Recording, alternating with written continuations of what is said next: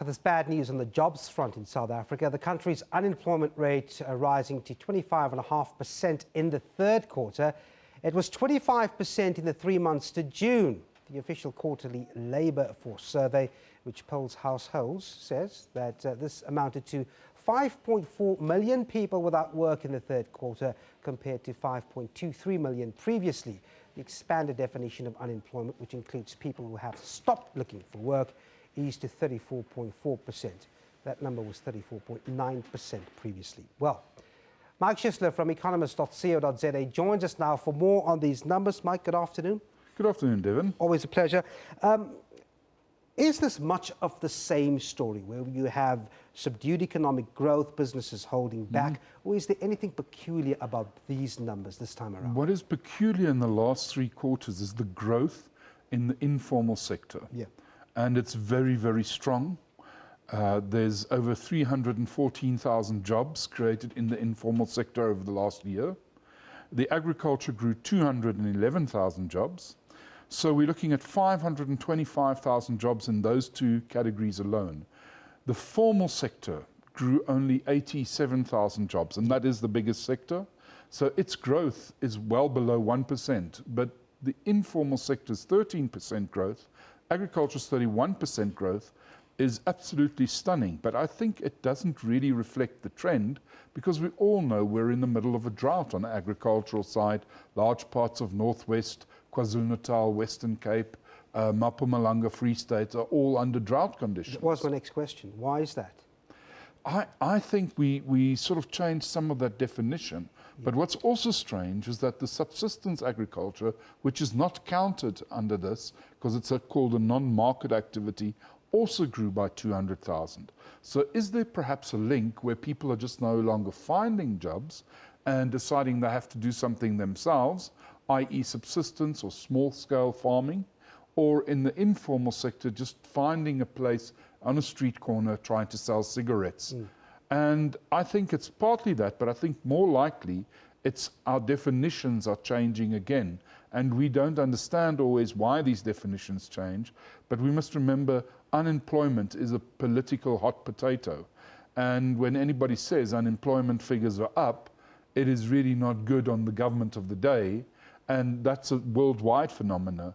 So we find the definitions in job figures all around the world typically change the whole time, because it's very unlikely that we would have had a 31% increase in agricultural jobs in one of the most severe droughts in the last 20 years.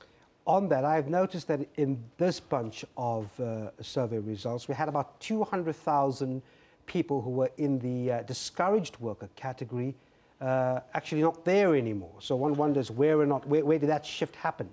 Well, some of them are now looking for jobs. With other words, they've gone into the unemployment category, so to speak. But I think if we look at 2 things, first of all, our unemployment figure remains roughly around 25%. Whether it's 24 or 26% is neither here. The broader unemployment remains between 34 and 36%.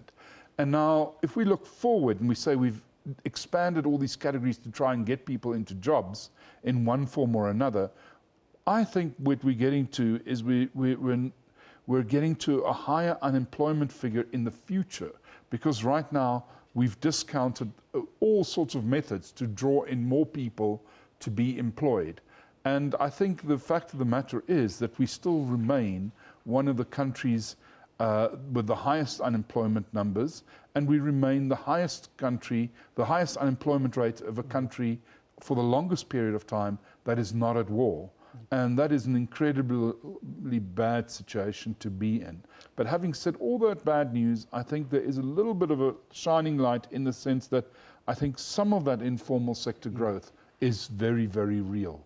And one hopes that that would be bolstered and grow at an enormous rate here. But let's take a look at the state's traditional role in job creation. And as we speak, we have Parliament debating where they are going to find money to sort out the student university mess.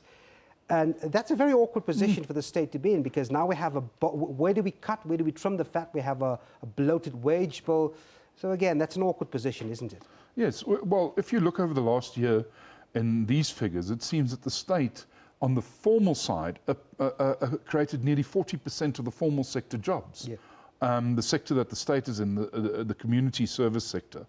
And if I look at that, then it says to me that that wage bill is not stopping at the sort of agreement of 7% increase. It's certainly also increasing because the number of people working for the state is increasing. The finance minister said we're going to have to stop that. And once we do, I think the formal sector job creation will look a lot worse. And the problem for the university students is that the bill on the state side is not going to get smaller anytime soon. The chances when they finish jobs of their jobs of getting employment somewhere, the state all of a sudden is gone, and that supplies around a quarter of the jobs that we have. The utility sector, the state-owned enterprises are also struggling. So it's very difficult to see how they can create extra jobs. So that's 30% of our jobs, roughly speaking, that are, job creation ability in the formal sector is not going to be there. So I'm afraid that even if we do make fees very low or zero, a lot of people will be disappointed when they finish their tertiary education. And I think the chances of somebody in the future of an artisan getting a job are probably going to increase, whereas those with a university degree, because there's so many of them coming through, is going to decrease significantly. Well, we're going to have to leave it there. Mike Schüssler from economist.co.za. Thanks for coming in. Pleasure.